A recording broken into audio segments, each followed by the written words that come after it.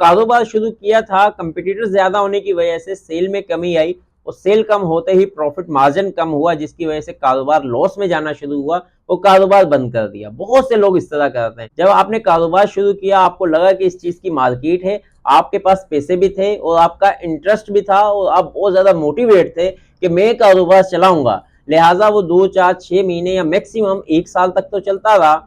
1 साल के बाद जैसे आपने सोचा था कि यार इस मार्केट में ये कारोबार चलेगा, तो कंपटीटर बढ़ गए। उसने बोला कि कमर का चल रहा है तो मेरा भी चलेगा, लिहाजा एक दुकान और खुली और फिर एक और खुली।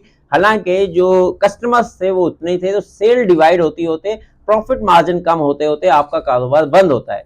इस चीज का आपने ख्याल रखना है कि अगर आप वाकई कारोबारी हैं तो आपके जहन में मुख्तलिफ आइडियाज आते जाएंगे। अगर आपके जहन में ये आया कि यार कंपटीटर ज्यादा हो गए, अभी सेल कम हो गई है, प्रॉफिट कम हो गया, इससे अच्छा है कि मैं नौकरी कर लूं, तो कारोबार आपने कभी भी जिंदगी में दोबारा नहीं करना है। क्यों? क्योंकि फिर आप दोबारा इसी मरहले में आएंगे और दोबारा लॉस में जाएंगे और दोबारा फिर आपकी जितनी भी जमा पूंजी है एंड ऑफ डे जीरो, बल्कि कर्ज के नीचे आ जाएंगे।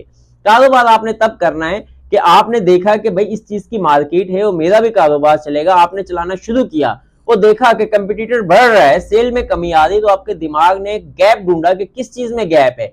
मैंने फॉर एग्जाम्पल के ब्रिक्स का काम किया हुआ था और यहाँ पे भी सरिये वाला कोई नहीं बैठा हुआ, तो मैं सरिये का कर लेता हूँ। यहाँ पे फॉर एग्जाम्पल आपने कोई कपड़े की दुकान खोली थी और आपको लगा कि लेडीज यहाँ पे बहुत ज्यादा आती हैं, मगर यहाँ पे उनकी लेस की या ये चूड़ियों वगैरह की दुकान नहीं है, तो यहाँ पे कंपटीटर बढ़ गए, तो गैप इस चीज में है, तो मैं इस चीज का कारोबार करता हूँ।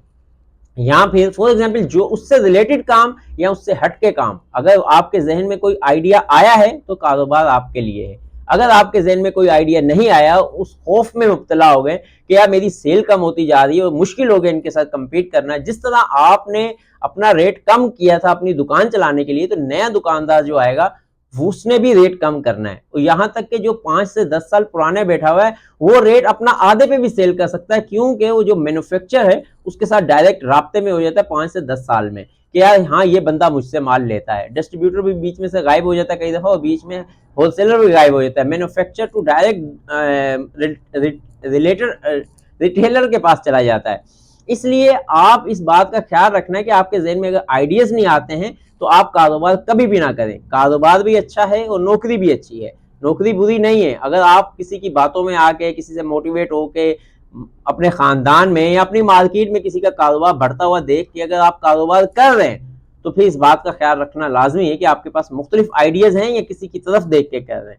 नंबर 1 बात। नंबर 2 बात कि अगर आप नौकरी करते हैं तो उसमें आप कारोबार कैसे तलाश करते हैं, बहुत आसान है, कोई मुश्किल नहीं है। अगर आप किसी मैन्युफैक्चरिंग, अगर आपका दिमाग है कारोबारी, तो मैं बताता हूँ कैसे चलता है।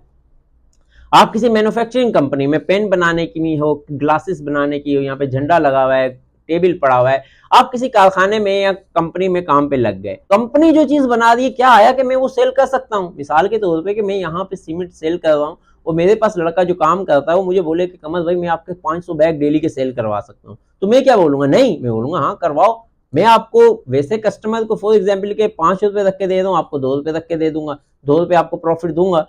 तो क्या होगा कि उसका बिजनेस यहां से भी स्टार्ट हो सकता है। मगर ये बिजनेस आइडिया या बिजनेस माइंड लोग ये ऐसा करेंगे नहीं, तो जो बंदा जो काम जॉब कर रहा होता है वो अपने जॉब से हटके नया काम नहीं करता है, और वो नया काम करे भी ना, करेगा दूसरे की तरफ देख के लॉस होगा, जो उसके पास जमा पूंजी है वो जीरो पे चली जाएगी।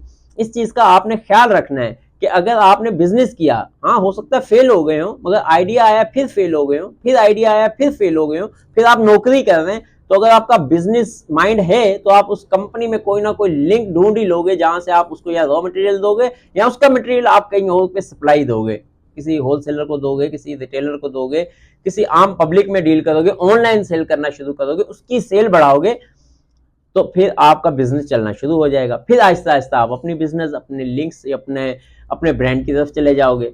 इस तरह होता है कारोबार। बहुत से लोग जो है ना दूसरों को देख के, उस मार्केट को देख के कारोबार करते हैं, अपने रिश्तेदारों को देख के बाद में लॉस हो जाता है। नया आइडियाज लाना नहीं जानते, या फिर सब्र करना नहीं जानते, या बैकअप पे इतना पैसा नहीं होता है कि वो साल 2 साल या 6 महीने सब्र कर सकें कि हालात ऐसे हैं या कंपटीटर ज्यादा हो गए मगर मैं बैठा रहूंगा जब तक ये नहीं भाग जाए, मैं यहीं पे खड़ा हूं, तब तक वो कामयाब नहीं होते। तो कामयाब वही होते हैं यहाँ तो जो डटे रहे, जिनके पास बैकअप मजबूत हो, जिनके पास आइडियाज ज्यादा हो, जिनके पास लिंक्स ज्यादा हो या लिंक्स बनाने का तरीका पता हो।